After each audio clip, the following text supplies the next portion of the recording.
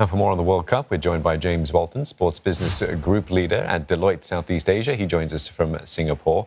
James, thanks for joining us. It's been 12 years since it was announced Qatar would host this World Cup. And here we are, 2 days away in the middle of November and the middle of many domestic league seasons. Certainly hasn't been without its controversies.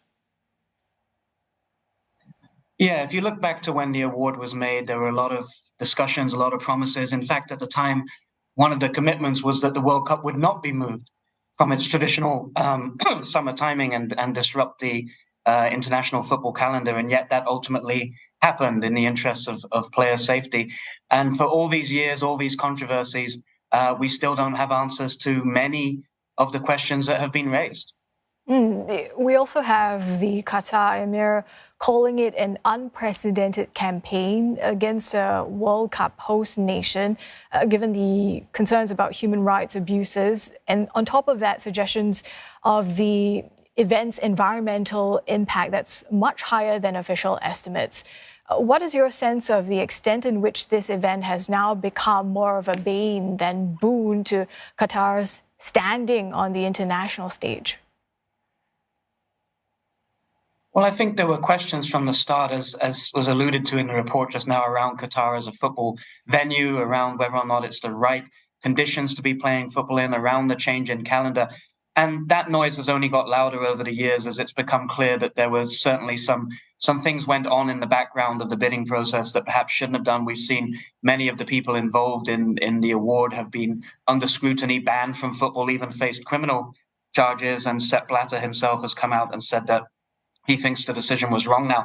And that has kind of compounded the feeling that many football traditionalists, particularly the European nations, feel that this is really not a World Cup that is the way that a World Cup should be done. And then when you add on the sustainability issues, when you add on even some of the events of recent days around press freedoms, media freedoms, things like that, it certainly is not starting well. But hopefully once the football starts, people can concentrate on the action on the pitch. Before that happens, though, or in fact in the days and weeks ahead, huge numbers of fans and media will be in Qatar, many of whom are used to more freedoms than authorities there are accustomed to allowing. You alluded to a few just a moment ago. Are you expecting more off-the-field headlines than most World Cups? I think there will be, but we've heard positive noises anyway out of the Qatari authorities and out of FIFA around that they will be taking perhaps a more lenient line than what their usual government laws and regulations would allow, both in terms of media, but also in terms of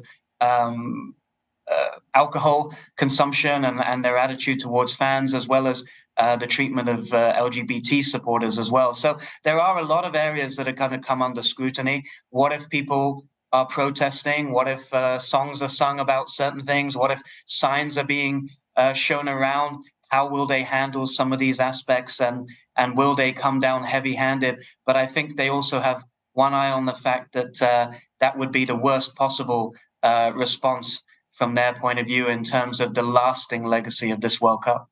And there's scrutiny also on what FIFA says it stands for and what it's actually pushing through.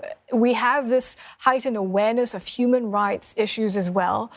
Do you think that FIFA's reputation in this environment has taken a hit? Will it recover?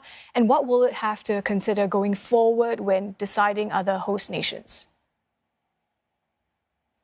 I think your starting point has to be what was FIFA's reputation going into this process. And while we talk about this being a particularly controversial World Cup, don't forget in 1978, the World Cup went to Argentina while there was a military junta in power that was accused of crimes against its own citizens.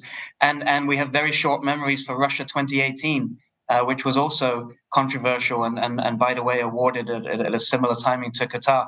I think it has led to increased scrutiny on how these decisions to award the World Cups are made. It has led to FIFA making various commitments and promises around transparency, and we will see how that plays out in the longer term. But honestly, I think most football fans would tell you that their view on FIFA before and after this controversy, unfortunately, is pretty consistent, and that's something that FIFA is continuing to try to work towards improving. And the demand for football almost supersedes all of this, because we know that people will watch regardless of where it is. I understand as well on the football front, just get your thoughts. So you're going out to the World Cup soon as well to enjoy and watch some of the matches as well, partly for work as well. But tell us a bit about sort of who you think are sort of the front runners going into the tournament. So I'm supposed to say it's coming home at this point in the interview, right? But I'm not sure. Not sure if we've said that enough over the last couple of years. It's shaping up to be a very interesting tournament, a very open tournament, much like Russia was. If you look at all the major players, they all have weaknesses. Brazil, very strong going forward, weak at the back. France, the defending champions, missing Paul Pogba and N'Golo Kante this time. England's defense looks suspect. Argentina has seemed to be the form team, 36 games unbeaten, but questions around the caliber of opposition.